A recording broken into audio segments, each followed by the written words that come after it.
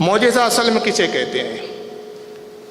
انبیاء کرام سے کچھ ایسی چیزیں جو صادر ہوئی کہ جو فطرت کے خلاف ہو، کہ فطرت میں وہ چیزیں ہوتی نہیں ہیں، اچانک وہ ایسی چیز واقع ہو جائے، ایسی چیز کا وقوع ہو جائے کہ جو انسان کی عقلوں کو حیران کر دے اور عقل اس کا جواب لانے سے قاصر ہو، اس کو معجزہ کہتے ہیں۔ لیکن معجزے کو اس وقت معجزہ کہا جاتا ہے کہ جب کسی نبی سے اس وقت یہ ظاہر ہوتا ہے کہ جب وہ اعلان نبوت کر چکا ہے، اس کی نبوت ظاہر ہو چکی ہے، اس نے اپنے نبوت کا اعلان کر دیا کہ میں نبی ہوں، اللہ کا پیغمبر ہوں، اور پھر اپنی پیغمبری اور اپنے انبیاء ہونے کے ثبوت میں وہ کچھ ایسی چیزیں ظاہر کرتا ہے کہ جو عقلوں کو حیران کر دیتی ہے، اس کو معجزات کہتے ہیں۔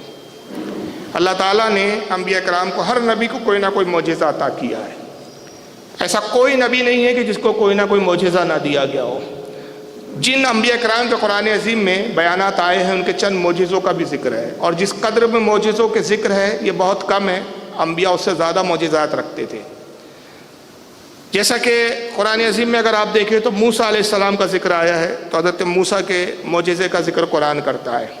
ایک یہ کہ آپ کو عصا کا ایک معجزہ اللہ نے عطا کیا، ایک عصا یعنی ایک لاٹھی، جب آپ دشمنوں کے مقابلے میں جاتے پھینک دیتے وہ عصا سانپ بن جاتا تھا، اسدہ بن جاتا تھا۔ جادوگروں سے جب مقابلہ ہوا، آپ کے زمانے کا بادشاہ فرعون ہے جس نے خدائی دعویٰ کیا، آپ نے اس کو سمجھایا تو اس نے حضرت موسیٰ علیہ السلام کو ہلاک کرنے کے لیے اور نقصان پہنچانے کے لیے جادوگروں کو بلوایا۔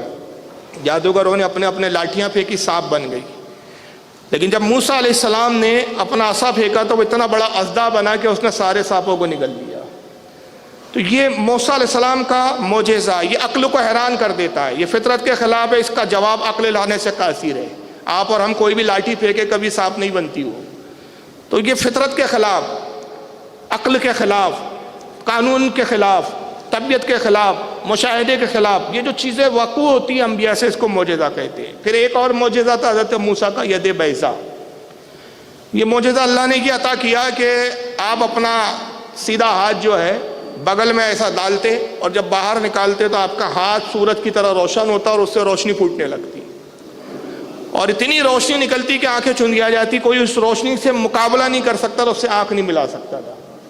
یہ ایک معجزہ تھا جس کو قرآن نے ید بیضا کہا۔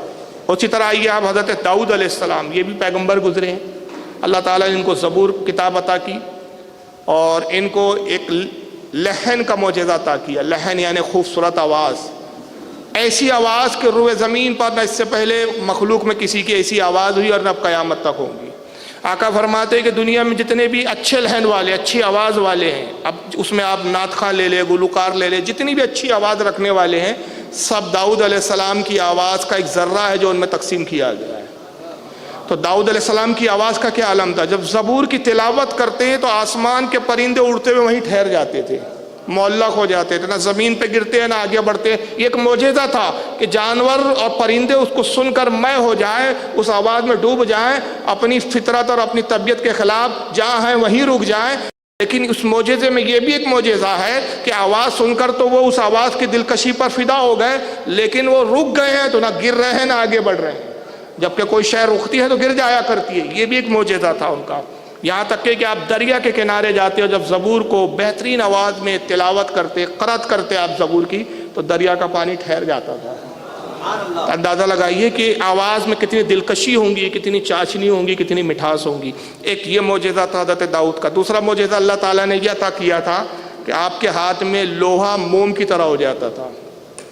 جیسے موم کو انسان اپنے ہاتھ میں لے کے آسانی سے جیسا چاہے ویسا موڑے، جناب داؤد علیہ السلام جو ہے لوہے کو بغیر گرم کیے ہوئے کچے ہی حالت میں، ٹھوس حالت میں اپنے ہاتھ سے جیسا چاہتے اس کو موڑتے، اس کی زنجیریں بنا لیتے تھے آپ، اس کی ڈھالیں بنا لیتے تھے، اس کی زیر بختر بنا لیتے تھے، جیسا چاہتے تھے آپ لوہے کو موڑتے۔ آپ کے ہاتھ میں لوہا آتی ایسا نرم ہو جاتا گویا کہ لوہا نہ ہو، اب گویا کہ وہ موم ہو گیا ہو۔ یہ ایک حضرت داؤد علیہ السلام کا معجزہ تھا۔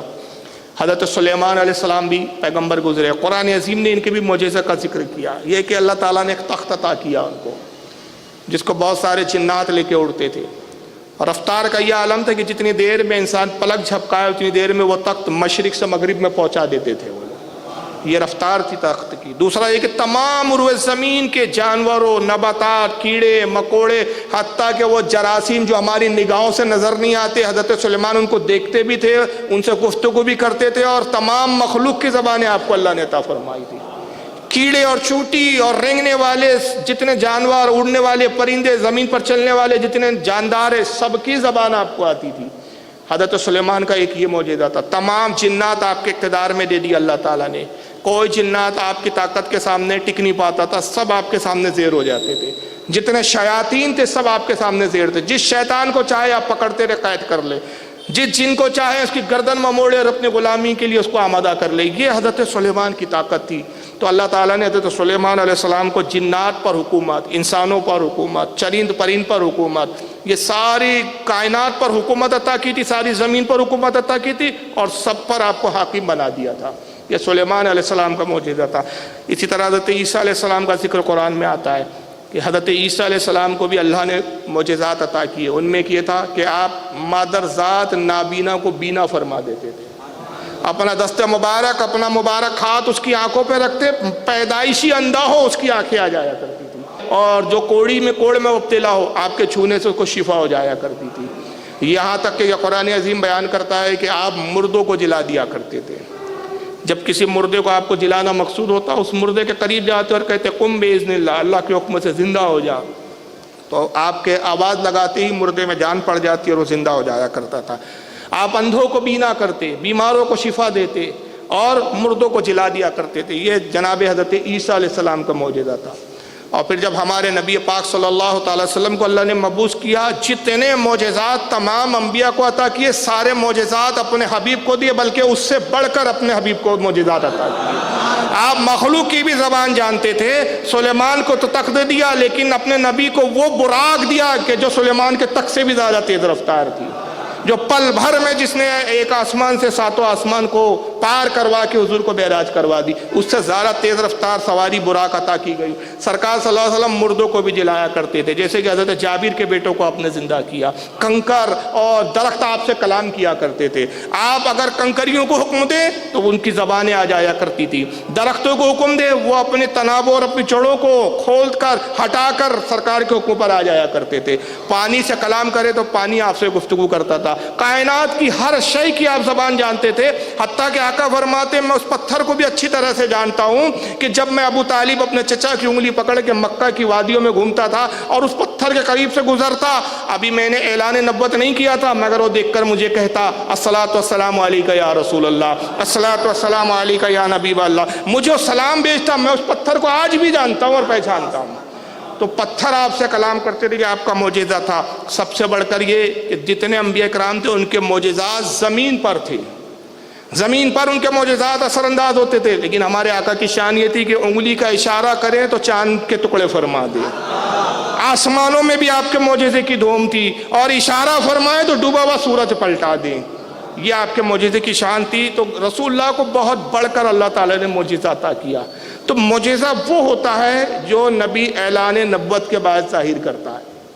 پھر ایک آتا ہے ارحاس، میں نے کہا ارحاس وہ ہوتا ہے کہ اعلان نبوت سے پہلے جو ایسی چیزیں وقوع ہوتی ہیں انبیاء کرام سے جو عقل کو حیران کر دے، تو اس کو معجزہ نہیں کہتے، اس کو ارحاس کہتے ہیں۔ جیسے کہ حضور صلی اللہ علیہ وسلم کی اگر آپ بات کریں، اعلان نبوت سے پہلے بھی آپ سے بہت ساری ایسی چیزیں ظاہر ہوئی، جیسے مثال کے طور پہ آپ کا پیدا ہونے کے بعد ہی کلام کرنا اور یہ کہنا رب حبلی امتی رب حبلی امتی، یہ آپ کا یہ جو نبوت سے پہلے کا عمل ہے، اس کو ارحاس کہا جاتا ہے۔ حضور صلی اللہ تعالی وسلم کے وسیلے سے اہل عرب دعا کرتے بارش ہو جایا کرتی تھی، یہ حضور صلی اللہ علیہ وسلم کا اعلان نبوت سے پہلے کا عمل تھا، اس کو ارحاس کہا جاتا ہے۔ تو جس قدر بھی انبیاء کرام، حضرت موسیٰ کا بھی آپ دیکھیں کہ آپ نے اعلان نبوت سے پہلے ایک قطبی کو جو فرعون کی قوم میں سے تھا، اس کو ایک تماچا مارا، ہلکا سا تماچا مارا، لیکن یہ معجزہ تھا کہ نبی کی مار کی شدت کا یہ عالم تھا کہ ایک ہی تماچے میں مر گیا اور اس کی روح قبض ہو گئی۔ تو اعلان نبوت سے پہلے جو چیزیں انبیاء کرام سے خرق عادات کے طور پر وقوع ہوتی ہے، عقل کو جو حیران کر دیتی ہے، اس کو ارحاس کہا جاتا ہے۔